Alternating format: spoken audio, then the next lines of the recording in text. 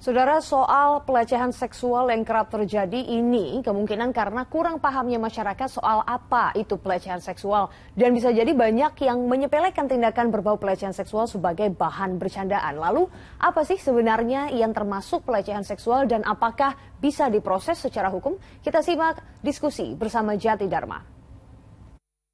Pelecehan seksual, lagi-lagi kejadian. Kali ini kejadiannya di lingkungan kerja. Dan parahnya lagi, lewat grup WhatsApp. Aduh, udah deh, mikirin kerjaan aja udah berat. Masih ditambah lagi sama lingkungan kerja yang toksik. Ini nih, gimana caranya kita mau produktif kalau kerjanya di lingkungan yang toksik? Tapi pertanyaannya jangan-jangan nih pada nggak tahu ya, kalau yang katanya cuma bercandaan itu bisa loh dijadikan pidana. Atau juga pada belum tahu sebenarnya pelecehan seksual itu kayak apa sih? Nah, ini nih, pentingnya nonton diskusi. Saya Jati Dharma. Jangan lupa subscribe channel Liputan 6 SCTV.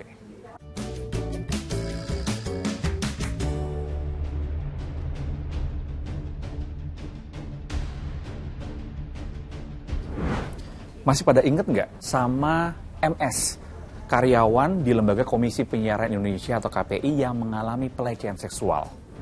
Kejadiannya itu terjadi di awal September tahun 2021. MS waktu itu mengaku dirundung dan dilecehkan secara seksual dan melaporkan 7 rekannya ke polisi. Waktu itu, MS sampai terganggu kondisi psikisnya. Nah, entah nggak ngikutin berita atau kurang update, kejadian lagi nih, kasus serupa. Kali ini menimpa seorang karyawati sebuah kantor di kawasan Jakarta Barat. Dia merasa dilecehkan oleh teman sekantornya di grup WhatsApp kantor.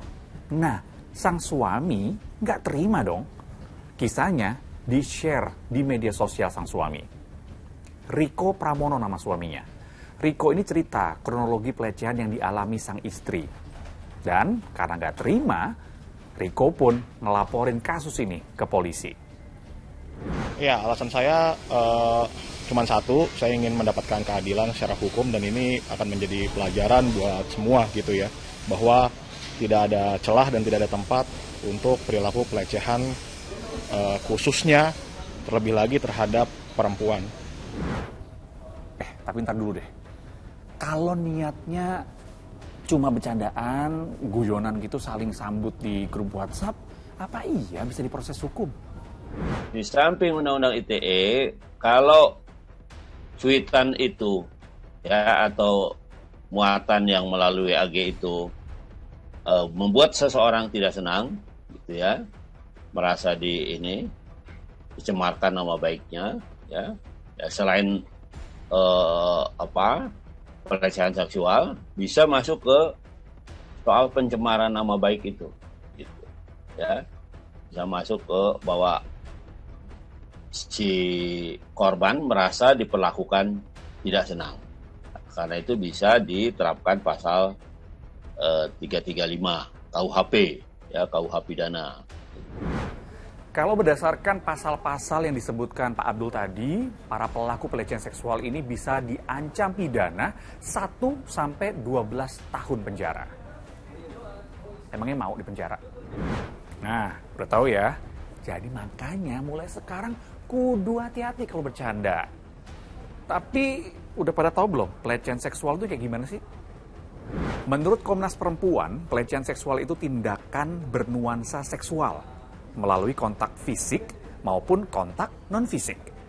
Yang termasuk tindakan pelecehan seksual, siulan, main mata, komentar atau ucapan bernuansa seksual, mempertunjukkan materi pornografi dan keinginan seksual, colekan atau sentuhan di bagian tubuh, gerakan atau isyarat seksual. Yang tindakan semua itu mengakibatkan rasa tidak nyaman, tersinggung, merasa direndahkan martabatnya, dan mungkin aja hingga menyebabkan masalah kesehatan dan keselamatan. Tuh, udah pada tahu ya semua efeknya buat korban kena mental, psikisnya terganggu. Dan udah tahu semua juga ya ancaman pidana buat para pelaku pelecehan seksual. Jadi ya udahlah, sekali lagi saya ingatkan, buat saya juga sih, hati-hati dan bijaksana untuk berbicara ataupun berkomentar secara verbal maupun non-verbal. Nih, kalau dulu peribahasanya mulutmu harimaumu, kalau zaman sekarang jarimu harimaumu. Jangan sampai jari kita menyakiti orang lain. Oke? Gak mau juga kan kalau disakiti orang lain? Saya Jati Dharma, terima kasih udah diskusi.